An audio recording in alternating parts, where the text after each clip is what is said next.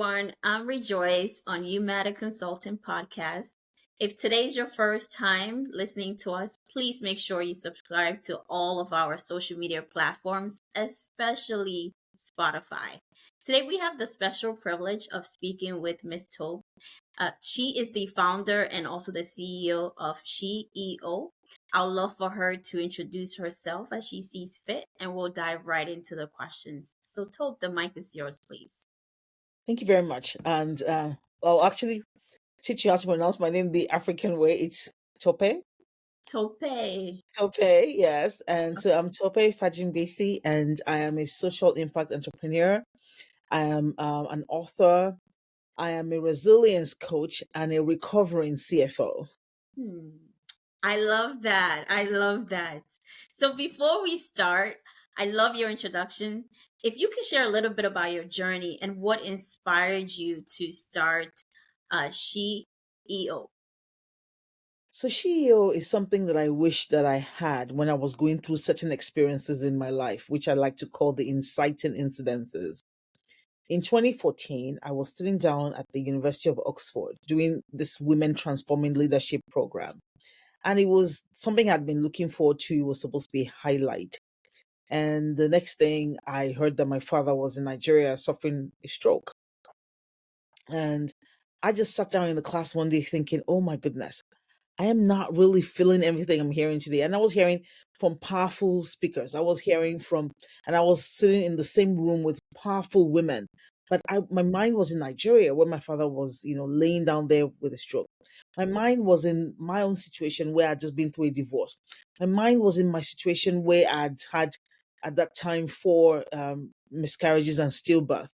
So I was just like, you know, I was thinking about myself and what I was going through or what I had gone through in a marriage that did not work out, domestic violence. And I couldn't really enjoy or absorb the entire, power in that room that was full of incredible CEOs.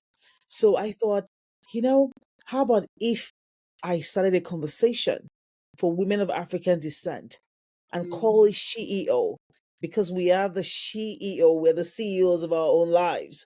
yes. And we where we can bring conversations that are deeper, conversations that don't appear in the rooms where I was sitting, but really do appear because they're on our minds. And that's how I started 3 years after. Wow, so inspiring. I was getting goosebumps as you're talking, from Thank you. pain to inspiring other people. It's just always amazing to hear stories like this. And I know you will share more into the vision. Could you also, as you were talking, you mentioned that you author several books. Can you share what inspired you to write them and how have they aligned to your mission of empowering women, especially in the global impact? So each of the books that I've written 4 books, or I've published 4 books because I've written more. Each of the 4 books that I've published has had a story that's kind of like resonated with the space I was occupying at the time, the phase of life that I was going through. My first book was a finance textbook. Well, I like to call it a textbook, but it was a finance book. And I wrote that book because I had just gone through a divorce and I was really doubting myself. And I was like, okay, what are some of the things that you wanted to do before you entered this marriage that you didn't do because you were in a marriage that was just not serving you? And one of them was that I wanted to write a book. So I said, I'm just going to do it. And I thought, what's the easiest topic to write about? It was going to be finance because I was a finance person. And long story short, I got it written. The second one, I like to go on these solo trips every year, just me, on vacation, no phones, unplugged, just bored out of my mind and just sitting down being inspired about the next phase of my life. And in 2015, I was in Mexico, in Cancun, and I was writing my journal as I normally do when I'm on these vacations. And I said, how about if I turn this into fiction, into a love story? And I wrote it. It became this love story. And 2 months after I came back from Cancun, I met the husband that as if I had written him into life from the book. And then the next one was called Soulful Whispers. Soulful Whispers is a collection of poem. It's like a poetry book. And, you know, every morning I would just wake up and I would just have this saying in my head. And I started to write them down. And before I knew what was happening, I had a huge collection. and I thought to write, send that. The last book, honestly, it took me over 7 years from the third to this last book, and maybe about 10 manuscripts discarded. But it didn't feel like it was time to write it because I knew I wanted to write about something very heavy, like infertility, like recurring pregnancy losses. I wanted to write about caring for an aging parent. I wanted to write about things that were CEO worthy, that were tough, that were difficult, that women who were not in CEO spaces can read this and be like, oh my goodness, this is me. Right. And this is what I'm going through. And so, to bring something like that out in the open is the highest level of vulnerability that I know. Yes. So I started writing it in 2023 after my mom passed away. I finished writing in 2023, but I just could not even give it to an editor to write. It was that raw and it was that vulnerable. But in 2024, I went to do an IVF procedure in Nigeria. And after the IVF, I just went to a resort in Nigeria and it was just relaxing. And I thought, how about you read this book? I read it, I added some to it, and I was like, let it go. And it came out. Yes. Amazing, amazing. So many challenges. And I love you mentioned vulnerability. Sometimes putting yourself out there is scary, very, very scary. It leads us to our next question. What challenges did you face as a woman leader in business, and how did you overcome them? So, a lot of times when people ask this question about, what challenges do I face? I'm Muslim wearing hijab. I'm black. I'm African. You can hear from my accent. You can see from my name. You can I'm just standing out in every sphere. And people will ask me, what challenges do you face? I'm like, can you not see?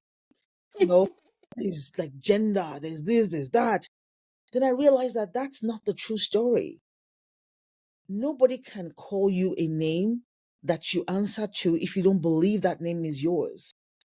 And it was until very recently, I think maybe I'll say 5 years ago, that I realized that all of that racism, sexism, this and that was because of how I saw myself. Hmm. Because I already saw myself as inadequate. I already saw Hmm. myself as not enough in those spaces that I was occupying. I already saw myself as an imposter. I already saw myself as too small. To give an example, like I own a farm, a real produce farm on 10 acres in Maryland. And every time people would come and say, oh, who is the owner of the farm? I'm the owner of the farm. It's an LLC with a single member. My husband is the operating partner of the farm. And I would say, no, I'm not with the real farmer. I'll quickly say, I'm not the real farmer. My husband is the real farmer. And I'm like, no, who is the owner of the farm? It's you. Right. So until I began to really step up and really own and really understand that I'm not the only one who doesn't know what she's doing. Right. Everybody else doesn't know what they're doing. And Yes. now, when people ask me what is the greatest challenge, I'm like, it's me overcoming my own, limitations on how I think about myself is the biggest challenge.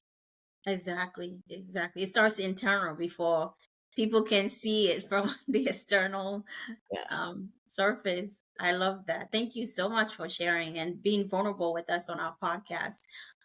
Condolences to you and your family about your mom. So, how can women leaders balance ambition, business growth, and also personal well balance? I know you in the beginning you gave some stories of some of the challenges, real challenges you're facing. How do you balance it all? You know, I don't think you can ever balance. And I've come to that conclusion that you can't balance. You just have to pick a challenge or two that would take priority at every point in time. And I'm not talking about a year that, oh, this year I want to work on XYZ. No, I'm talking about a day. Today, what I want to do is to set up a playpen for my daughter. That is Mm, the challenge of the day. right. Every other thing takes second place, meaning that, somebody calls me, they want to say hello. No, I'm sure Yes. I'm not taking that call Yes. because that is time I can use to put together this playpen.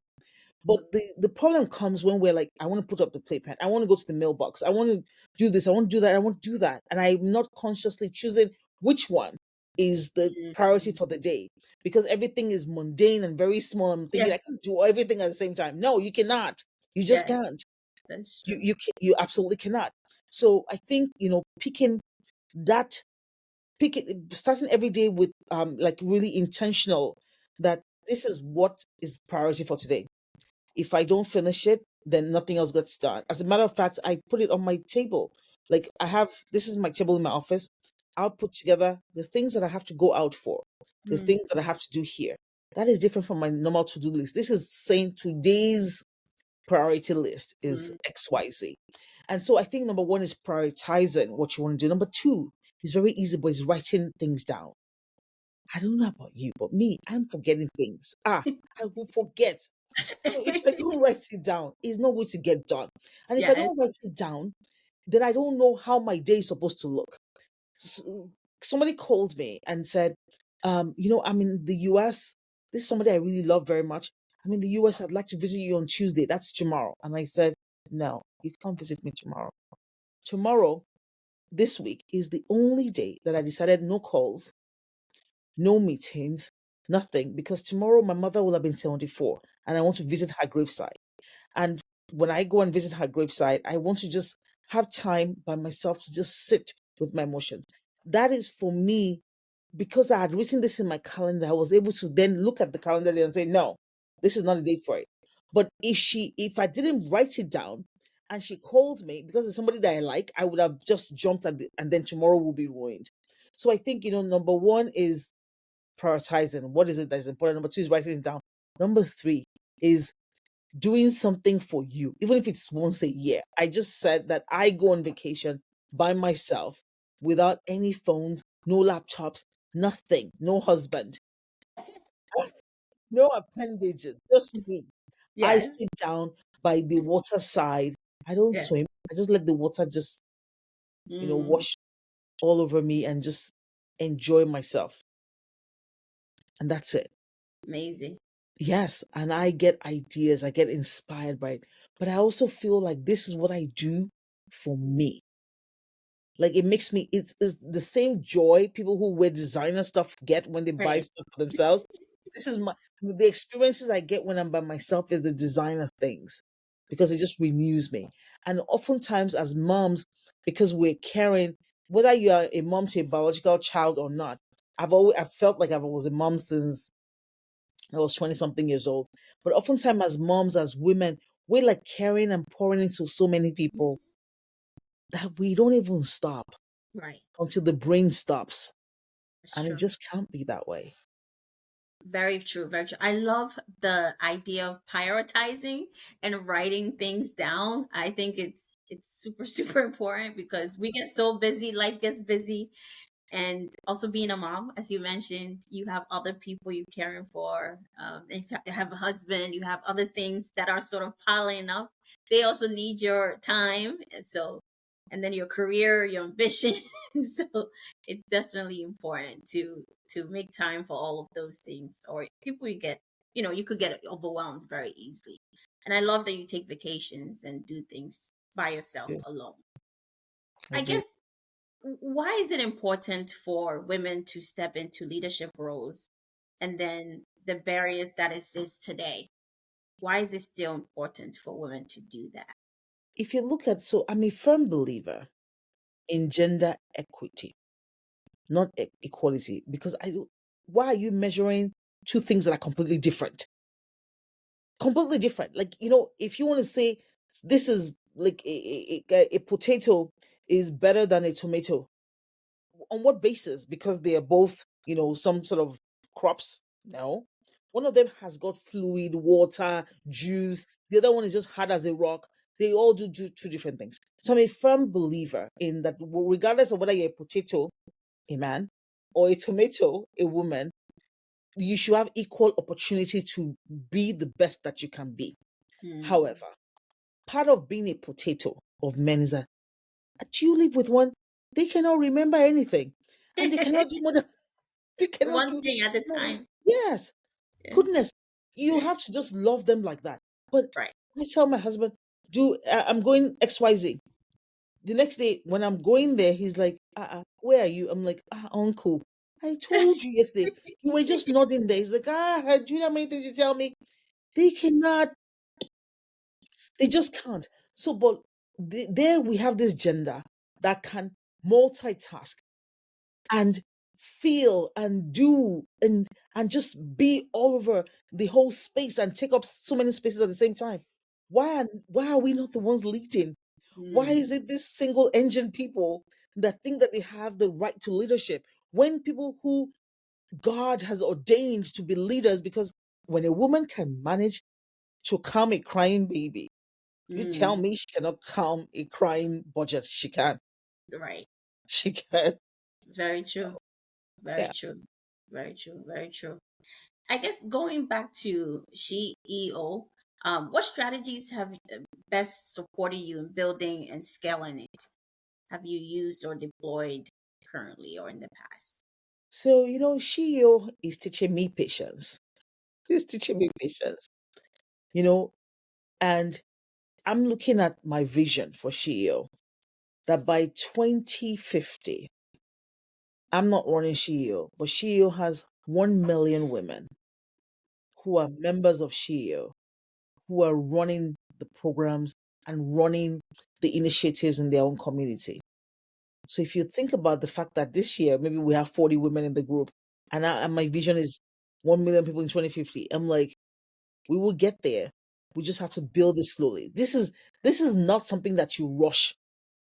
And this is also not something that you measure your impact by, just how many people am I seeing right now? Because we're building something sustainable. By 2050, Africa will be the most populous continent Yes. in the Hmm. world. And if we're not prepared to do things, to have the kind of conversations that SHEO has, and to do the kind of initiatives that SHEO is launching.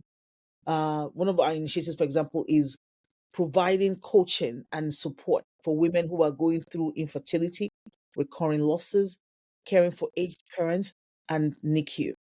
If we're not equipped to be able to provide those coaching services, we're going to be in trouble. Because think about those four things I've just said. It touches all of us. If you're not going through infertility because you don't want to have a child, or you had a child and it was easy for you, you're going through dealing with some sort of loss or the other. It might be loss of a job, it might be loss of opportunities. If you're not going through that, you're going through caring for an aging parent at some Agent point. parent. If you're not going through that, you're going through NICU, or somebody who is going through NICU. So there's a chance that all of these things will touch us. And so if we're not equipping ourselves to be able to support sisters, who are going through these things, or to even support the man whose sister, whose wife, whose mother is going through this, we're going to be the most populous and the most chaotic continent. Hmm. Very true. Very true. Especially, I mean, your focus being on Africa with the amount of entrepreneurs in Africa, it's just a natural thing. Some people overlook that aspect that there's so many women doing so many businesses in various roles. And Yeah. it's definitely Yes. important to have those conversations. And And I'm it's looking very forward to, interesting. So, oh, so yeah, so it's very interesting to say that because our second initiative that we're launching this year is called Harvest Africa, which is to support solopreneurs who are women. How many times you find, you know, a woman who has a business and she's the head of marketing, head of finance, yes. head of product development, head of business development, CEO, and then she's somebody's wife, somebody's sister, somebody like, she's this person. And so what we're going to do in SheU this year, starting in June, when we have our event in DC, is to form little advisory teams around these solopreneurs in Africa.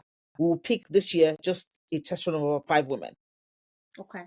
and would pair them with about 4 to 5 CEO members who will then support them.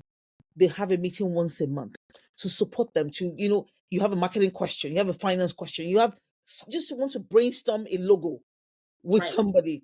You have this your circle of advisors. And then we will do this. And in November in Lagos, these women get to showcase their businesses in front of our own live CEO audience. And then maybe all or some would win some money. Amazing. I love that vision. And I'm definitely going to make it in June to Yeah. see Yes. your ideas come to life. Yes. I think that is such an amazing core value of not just providing resources, but the emotional support and the physical support of whatever they need. It's helpful to really do that. How do you integrate social impact into business model? Very interesting. So I think that every business can and should be a social impact entrepreneurial journey. Because what is business supposed to do? To solve a problem. Eventually, that's what people say they want to do when they're in business. Nobody says, "Oh, I'm just getting in this business to just double money." No, people have that ambition, but they're not really saying it. So if you're there to solve a problem, then you are already a social impact entrepreneur. Right. What you then need to do is to walk the talk, understand the problem you're trying to solve. If I look at Shio, the problem we're trying to solve is isolationism. Like, people feel isolated, people feel alone in their challenges. So everything that we do in Shio, does it leave a woman feeling less isolated? Hmm. Yes. Then we're social impact entrepreneurship, like we said. If it does not, then it's not. So you have to keep thinking, what is my problem that I'm trying to solve? What is the problem in my community I'm trying to solve? And then every time I'm doing something, we're Mhm. creating a program. Is that what we're doing? Are we trying to make it? Is a woman going to feel less alone in running her business? If a woman going to feel less alone in having a challenge because she's getting divorced or she's in NICU or anything, or she's bankrupt or she has to move to a country where she doesn't know anybody, is CEO attendance making her feel less alone? If it's a yes, we're on mission. Amazing, amazing. Why the interest in impact, if I may ask? Why do you want to make an impact? Ah, wow, wow. You know, I'm a firm believer that this is more. There's more to this. Mm, mm, There's more to this whole existence. There's a reason. And I always, when I wake up in the morning, I'm like, I'm still here. There's something I'm supposed to be doing. There's the joy of my life will be to wake up on the other side after I've gone and to see the impact of, to see the work that I did continue, the books that I wrote, people continue to read it, to see people that I somehow helped continue to thrive. I think that's why we were created, actually. You mm. know, in Nigeria, we have two major religions. We have Muslims and we have Christians. I'm Muslim. And I think the Christians also believe the same thing, that, oh, we were created to worship God. And I say, what is worship? What is worship? Worship is not about how loudly you yell. Worship is how you serve. Mm, And for me, if you're committed to a life of service, then that's a life of impact. mm. Very true, very true. It's connected to the servant leadership model, you know, creating an impact around people around you. Thank you so much for sharing that. What trends do you see shaping the future for women entrepreneurs or executives? What are some trends do you feel are coming down the pipeline? Huh. When I think about trends that are coming down the pipeline, I think about the Gen Z folks. And I happen to live with two in my house, and they teach me language, they teach me all kinds of things. And I'll give you an example of when I think of, before I say what trend I think is shipping. I'll give you an example. So my niece, every time we drive past a particular coffee shop, I will not say what coffee shop that is, she's like, oh, it's not going to be bad if you give me money to buy from this coffee shop. So about 2 years ago, Thanksgiving, we were traveling, and we got to the airport and we passed that coffee shop. And I looked and I expected her to start with her, it's not going to be bad. And she didn't. And I said, did you not see that? And she said, I don't want it. And I said, why? She said, because they're funding some wars I don't believe they should be funding. Mm, And this is, in my opinion, what is going to shape the future. These young people, many of them have no religion. They don't Right. have the religion that, we and our parents have and the labels, but they have a conscience, Right. and they are going to vote with that conscience. They're going to support brands with that conscience. They're going to support, nations and initiatives with that conscience. And I think it's only a matter of time before this Mm, straight up capitalism, straight up warmongering, before it gives way for this next generation who are going to vote based on their belief in fairness. right. Right. I'm so happy you shared that story with us, and it resonated with me because I see it also happening with many young people. If they feel like you are not aligned with their value systems, they're going to turn away from you. And then they're becoming leaders now too. They're Yes, getting into leadership roles. They have that yes, same mindset. yes, yes, This yes, consciousness and yes, fairness is going to push through on a lot of decision making. I guess yes. that's very exciting. Any other trends um, you can see shaping the business? Another one that I see, and I think people are fighting it. Politicians are fighting it tooth and nail. They're really fighting, but you cannot fight what is here. Mm, Is globalization. mm, You see a lot of, except for in Australia, very, very surprisingly and shockingly, the center left party, I think, won when they had at the beginning of the year before the US drama started unfolding. They were losing. Same thing with Canada. yeah. Now the Liberal Party in Canada just won. They were losing before. There was not a chance in the world that Justin Trudeau's party was going to retain majority seats in this election. But that is because the world, if you think about the fact that there are 7 to 8 billion people in the world, and the US is not even 10% of that number. The US is barely 5% of that number. You know, the world is seeing what they don't like in isolationist tendencies. They're seeing it here. It's unfolding here. They're seeing it. And they're like, no, injustice somewhere is injustice everywhere. People who have no religion, they care about Gaza. People who have no political affiliations, they care about Ukraine. People care about fairness. And people also, you're also saying, thanks to COVID, people have moved to go and work. Like, I can then decide to work in an American company and live in Nigeria. That is happening now.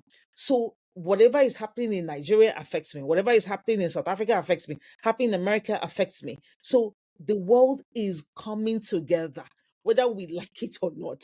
Whether the politicians like it or not, the world is coming together.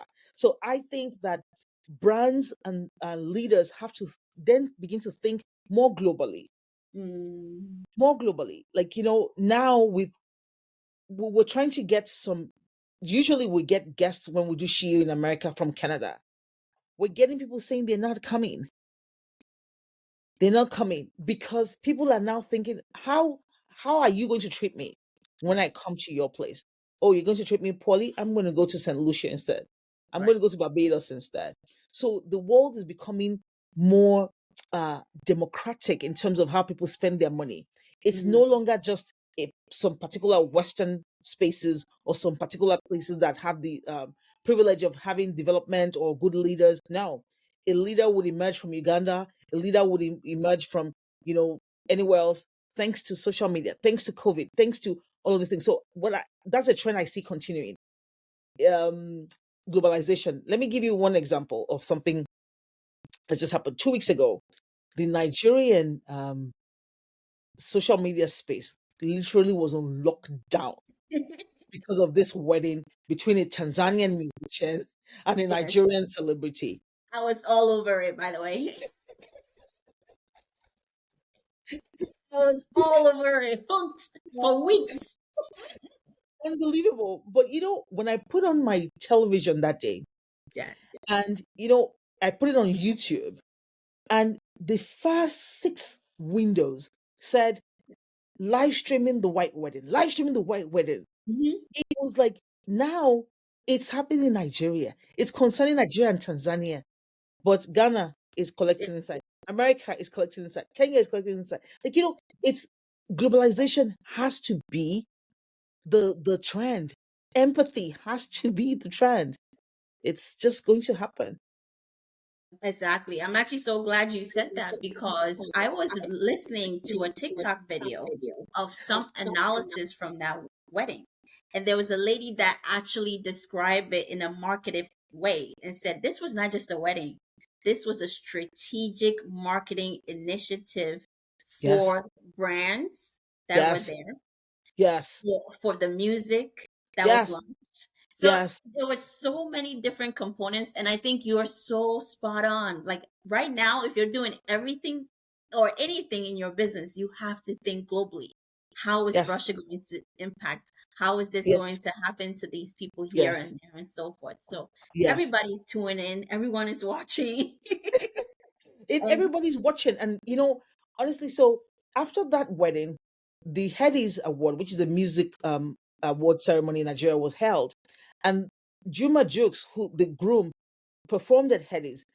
Last Headies, we didn't know who he was. no. No, but this Headies, he's headlining it. The whole Nigeria is happy, and everybody is just like like. I was reading some comments on Instagram. It was by this small person in Tanzania who is writing in Swahili about something that concerns them. And Nigerians, I kept seeing Nigerians say, please, English, please, English. I'm thinking, what is your business? This person is not even talking to you. But you have to think. Yes, we act locally, but we have to think globally because our audience is in every sector, every corner of the world. Even the song that they were promoting is in Swahili, but now we all know the meaning of it because we went to Google Translator and said, please translate this for me so I can understand what they're talking about. So amazing. Thank you so much for sharing that. How can businesses or community leaders better support female leaders? What are some things you feel could be beneficial? I think the first thing is to have empathy. And I keep Mm, talking about empathy a lot. You don't know what I'm going through if you are male. You don't. You don't know what I'm going through if you're a white male. You don't know what I'm going through if you're a white male born in America. And insert white female born in America. Insert, you don't know. So the first thing you have to do is to have empathy. I can't imagine how you feel, but I'll give you space to be able to process what it is you have going on. People just have to have empathy. I quit my job in January this year because I had a baby that was in NICU oh, wow. for almost 5 months. And I was not ready to have conversations about the timeline of when I would return. And, these are things that women are going through in boardrooms, in leadership positions. Your head cannot be in NICU space. And then you are thinking, oh, I may be able to return in 4 weeks' time. No. And that's where empathy comes in. And that's why we need more women leaders. Because if there were people in leadership who were women, there's a likelihood that I may not have quit. Right. I agree. I agree. Just the mindset alone is just, you refrain from even asking Yes. sometimes. Yeah. Yes. Because you think, I ask, oh my goodness, I'm about to even get to the bottom of the bottom. Right. Very true. Very true. Thank you so much for sharing that. What's next for She EO? How do So you envision the impact coming years? I know you've mentioned a couple of snapshots here, but overall, what is really a key takeaway you want people to keep in So, mind? first of all, June 21st, please come join us in Washington, D.C. We're taking up space in a place that is just iconic. I'm even pinching myself. I'm not sure this is real. Like, I looked at the contract, I said, we, small us, we're going to Vital Voices. Vital Right. Voices, just the sheer amount of power that is Right. in that space is interesting. So please come and let's amplify our own voices in Vital Voices. But on that day, we're going to be launching two initiatives. One of them is Harvest Africa. Harvest Africa is to support female solopreneurs in Africa who are in food production, Mm, agriculture, or alternative energy. amazing. Yeah. And then the second initiative is called Numa. It's from a Greek word, which is like body, soul, spirit. But Numa will be doing a lot with women who are going through loss, infertility, NICU, and just caring for aging parents. And so whatever it is that you're going through in your life, you can give something. That's what Harvest Africa is about. Right. And giving doesn't have to be with money. Give of your time in a structured way to help a woman's business bloom.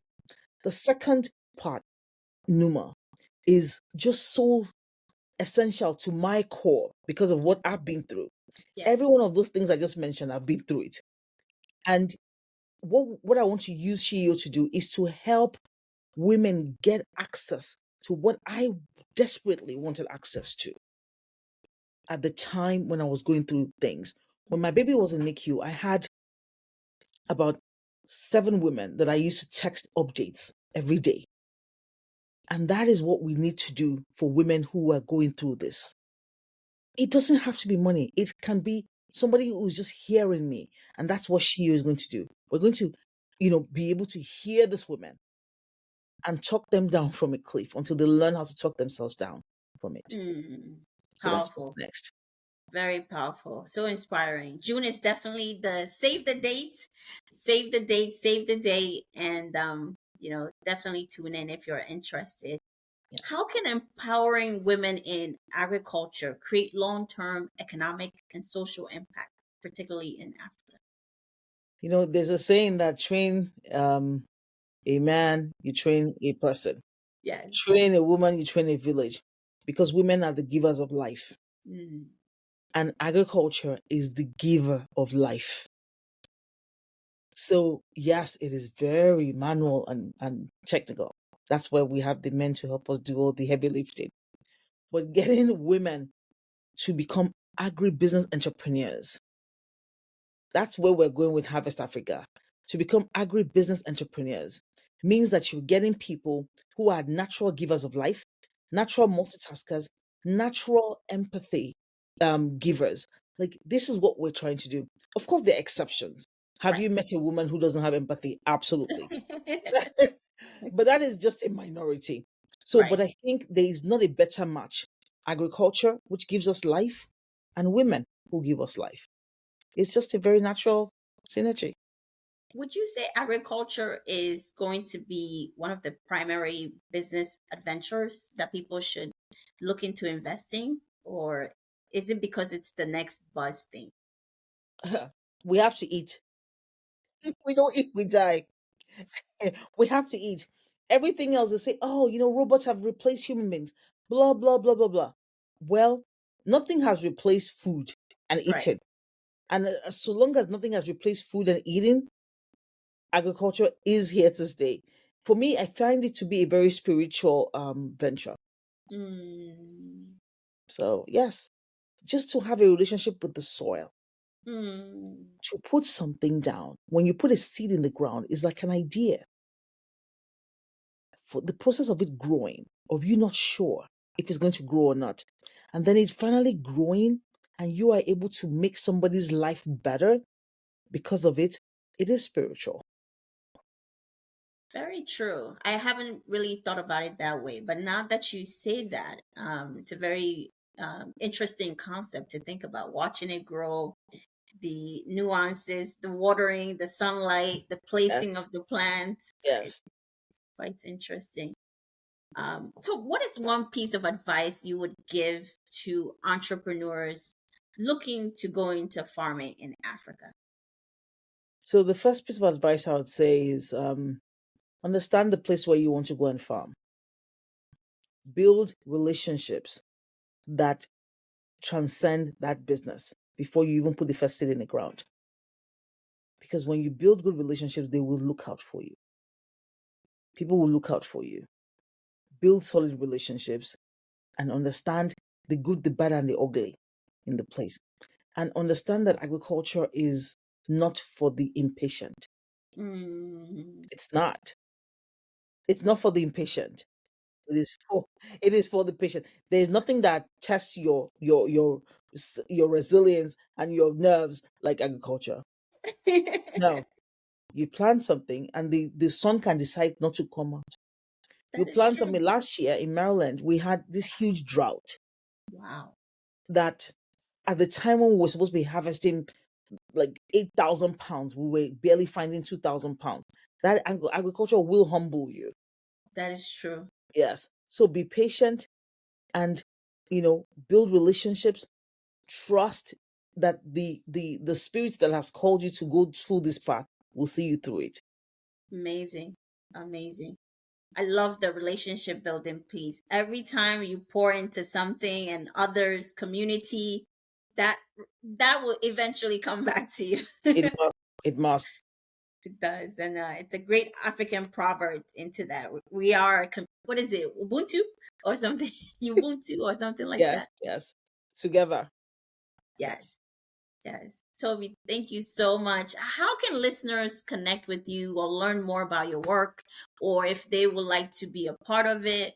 What is the best way we can stay in touch with you? Thank you very much. Please find us at thesheo.org. And that is THESHEEO.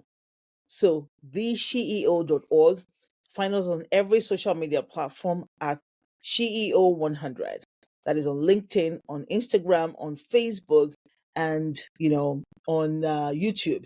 So we hope that your listeners will connect with us because there's a lot of work for us to do in Africa, and it starts with us. Absolutely. Absolutely. Thank you so much for your time, Miss Toby. Your words of wisdom, your encouragement, being vulnerable, telling us about your journey, what occurred, how you transform your pain into inspiring stories in your books. And also, please check out your books on Amazon. I have Yes. subscribed. Yes. I have subscribed. So, guys, subscribe to Miss Toby's book listing on Amazon. You're not going to be disappointed. Thank The you. mic is yours for any last minute words, Miss Toby. Thank you very much. Thank you for inviting me, and thank you for amplifying voices on this platform. I hope you do know that you're doing a good job. Thank you so much. I appreciate that. Thank you. Until next time, everyone, take care and we'll see you next week. Bye Thank you. bye.